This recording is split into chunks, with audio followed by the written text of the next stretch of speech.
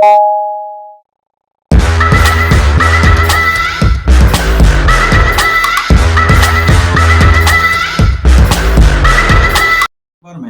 घटकर 4.95% पर आ गई। उल्लेखनीय है कि मई में 15.88% के उच्चतम स्तर पर पहुंच गई थी, अर्थात वह 15 तक पहुंच गया था। 15 मतलब 16 समझिए। रिजर्व बैंक अमूमन अमेरिका के केंद्रीय बैंक फेडरल रिजर्व बैंक की नीतियों का अनुसरण करता है। अमेरिका ने नवंबर में महंगाई दर 7.1 महंगाई प्रतिशत रही, जबकि मई में यह 8.6% के स्तर पर पहुंच गई थी। चूंकि अमेरिका में महंगाई की ऊपरी सहनशीलता सीमा 2% है, इसलिए वहां महंगाई को बेकाबू माना जा रहा है। इसी कारण फेडरल रिजर्व ने हाल में फिर से नीतिगत दर में 25 आधार अंकों की वृद्धि की है, जिससे नीतिगत दर 4.50 से बढ़कर 4.75% हो गई है। फेडरल रिजर्व बैंक ने अब तक नीतिगत दरों में 450 आधार अंकों की वृद्धि की है।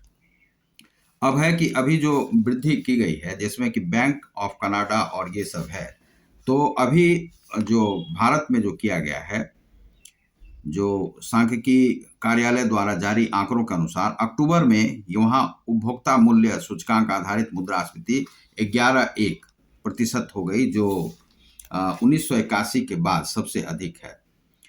अब यहाँ पर जो भारत में आइए, रेपो दर में बढ़ोतरी से बैंक ऋण दर में इजाफा होना लाजमी है। अब इजाफा हो जाएगा, जो कहा जा रहा था कि जिससे कर्जदारों को अधिक किस्त एवं ब्याज का भुगतान करना होगा। जो कर्ज लिए हुए हैं, चाहे वह मकान पर, गाड़ी पर हो।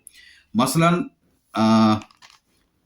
अगर किसी ने 20 साल के लिए 7.9% की ब्याज दर से 30 लाख रुपए का आवास ऋण लिया है, तो ब्याज दर में 0.25% की बढ़त से उसे 467 रुपए की अधिक मासिक किस्त के हिसाब से 20 साल में 1,13,000 रुपये अधिक भुगतान करना होगा। महंगाई रिजर्व बैंक द्वारा निर्धारित 6% की अधिकतम दर से जरूर नीचे आ गई है, लेकिन केंद्रीय बैंक अभी भी महंगाई को सबसे बड़ा खतरा मान रहा है। वैसे भारत अभी भी महंगाई और विकास के मोर्चे पर दुनिया की बड़ी अर्थव्यवस्थाओं से बेहतर स्थिति में है। यह कहा जा रहा है कि दुनिया जो है, दुनिया में बेहतर स्थिति में भारत है। अब एक और आर्टिकल हम आपको दिखाते हैं, जो सूचना है, समाचार है, तो वह हम आपको इसलिए बता देते हैं कि जो अभी परिवर्तन जो हो रहा है, तो अभी ये सीतारमण का जो भाषण है, उसी से हम ले रहे हैं। यह सूचना है, और यह है आपको अखबार है, आज ही का है। भारत विश्व में सबसे तेज गति से बढ़ती अर्थव्यवस्था, वित्त मंत्री ने कहा है। वित्त मंत्री निर्मला सीतारमण ने शुक्रवार को कहा कि इस बार का आम बजट मध्यम वर्ग, रोजगार सृजन, लघु उद्यमों, कृषि क्षेत्र, ग्रामीण आबादी, स्वास्थ्य व हरित विकास पर केंद्रित है। साथ ही कोरोना महामारी व रूस यूक्रेन संघर्ष से उबरते हुए दुनिया में भारत सबसे तेजी से बढ़ती हुई बड़ी अर्थव्यवस्था है और आगे भी रहेगा। वित्त मंत्री ने लोकसभा में वित्त वर्ष 2023-24 के केंद्रीय बजट पर चर्चा का जवाब देते हुए ये बातें कही। वित्त मंत्री ने कहा कि सरकार ने अर्थव्यवस्था को पटरी पर लाने के लिए इसमें पूंजी डालने का रास्ता चुना है। इसका बहुआयामी असर है।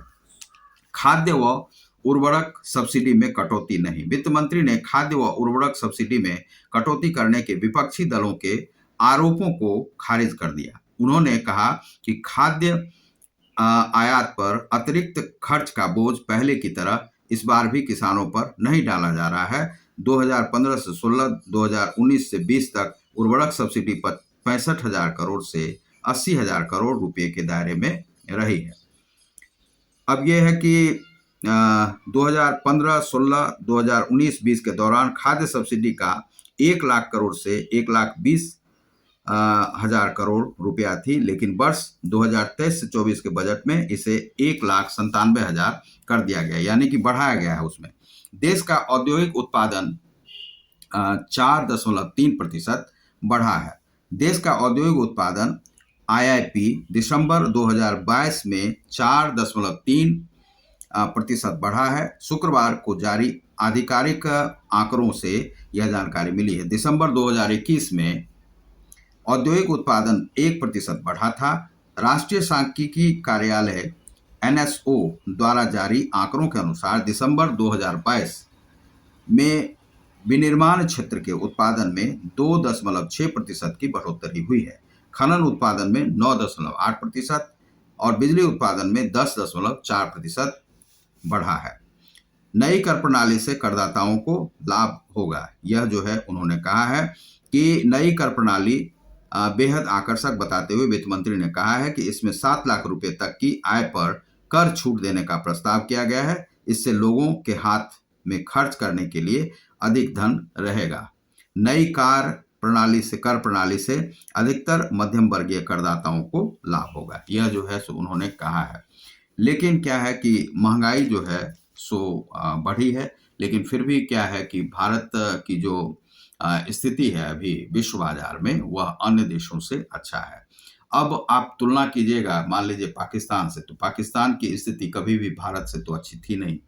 बांग्लादेश की कभी भी भारत से अच्छी नहीं थी। श्रीलंका की पहले अच्छी हो सकती थी, क्योंकि वह जो है सो 2 करोड़ 20 लाख आबादी वाला देश है, और कहाँ हम लोग जो है सो 140 करोड़ वाले लोग हैं, और यहाँ पर यह देश मेरा जो है वह 140 करोड़ का देश है। यहाँ पर उतने लोगों के लिए खाद्य सामग्री की जो व्यवस्था करनी पड़ती है, और सरकार ने लगभग जो है 21 करोड़ लोगों के लिए जो है खाद्य सुरक्षा व्यवस्था की है, और उन लोगों के घरों में राशन पानी जाता है। अब है कि जो राशन पानी जा रहा है तो सरकार निर्मला सीतारमण कहती हैं कि उसमें कमी नहीं की गई है, लेकिन हमें लगता है कि कुछ कमी हुई है, क्योंकि गेहूं जो है, गेहूं इधर पूरी तरह से लोगों को मिल नहीं रहा है। 1-2 किलो के हिसाब से मिल रहा है, 1-1 किलो करके। यदि हम 2 यूनिट है तो 2 यूनिट को 1-1 किलो प्राप्त हो रहा है। यह बिहार की स्थिति है। दूसरा है कि जैसे मान लीजिए कि अब चावल है, तो चावल की व्यवस्था जो है सो 5-5 किलो केंद्र सरकार ने पहले किया हुआ था। अब जो है सो उसे घटा करके कर दिया गया है कि वह जो है आपको फ्री प्राप्त होगा। लेकिन क्या है कि अनाज तो कम हो गया। अब मान लीजिए कि आपको यदि वह 1-1, 2-2 रुपए, 3-3 रुपए में दिया जा रहा था, तो कम से कम डबल तो मिल रहा था। लेकिन उसे जो है केंद्र सरकार ने क्या किया है कि पैसे नहीं लिया जाएगा, लेकिन आपको जो अनाज है वह मिलता रहेगा 1 साल तक। तो वह जो अनाज है, चूँकि पहले जो डबल मिल रहा था, वह डबल नहीं मिल के केवल जो है 2 यूनिट पे 2 किलो गेहूँ और जो है 6 किलो चावल जो है सो वह प्राप्त हुआ। अर्थात जो 5 किलो भी जो मिलता था, वह 5 किलो नहीं मिला है, और वह मिला है केवल इतना ही 6 किलो, यानी कि 1-1 किलो जो है 1 यूनिट पे घट गया है। अब ये सरकार की व्यवस्था है या बिहार सरकार की व्यवस्था है या केंद्र सरकार की, वो हम बता नहीं सकते हैं, लेकिन जो राशन की दुकान पे जो दिया गया, वह इसी प्रकार से दिया गया। तो राशन की दुकान पर इस प्रकार से अनाज दिए जा रहे हैं। तो जो निर्मला सीतारमण कहती हैं कि उसमें कटौती नहीं की जा रही है, लेकिन ऐसा है कि उसमें पैसे तो आपने बढ़ा दिए हैं, लेकिन पैसे आप ले नहीं रहे हैं, लेकिन लोगों को जो है उससे लाभ नहीं हो रहा है। जो अनाज जो है सो कम ही प्राप्त हो रहा है। तो पहले से जो मिल रहा था कोरोना काल में, जो नवंबर तक सरकार ने बढ़ाया था, तो इधर कम से कम जून तक जो है सो वह केंद्र सरकार अपनी तरफ से जो दे रहे थे 5-5 किलो, वह देते तब यह लगता कि आप दे रहे हैं। लेकिन यह जो है सो जो पहले से मिल रहा था, उसमें आपने पैसे को केवल बंद कर दिया है, जो कि 10-20 रुपए के आसपास होता है। मोटा जो अनाज कहा गया था कि दाल या चना वगैरह दिया जाएगा, तो वह चना वगैरह जो है सो नहीं मिलता है अनाज में। तो लेकिन यह जो क्या है कि खाद्य सुरक्षा के लिए यह बहुत ही अच्छी स्कीम है, जो कि निर्मला सीतारमण या नरेंद्र मोदी के द्वारा दिया जा रहा है, लेकिन पहले से उसमें कुछ कटौती हुई है। अब गैस है कि गैस जो है सो निरंतर आपको प्राप्त हो रहा है। इसके लिए जो है नरेंद्र मोदी की सराहना, अडानी की सराहना, अंबानी की सराहना आपको करनी होगी। गुजरात सरकार और गुजरात के माध्यम से भी और कई राज्यों के माध्यम से आपको यह प्राप्त हो रहा है। तो इस सब में कोई कटौती नहीं हुई है। गैस की जो सब्सिडी है वह पहले से कम हो गई है, लेकिन वह जो है सो आपको प्राप्त हो रहा है। तो इसमें खाद्य सुरक्षा के उसमें जो है 1,97,000 जो मतलब ये है करोड़ जो है सो वह व्यवस्था जो निर्मला सीतारमन जी ने अपने वित्त के आर्थिक बजट में उन्होंने रखा है।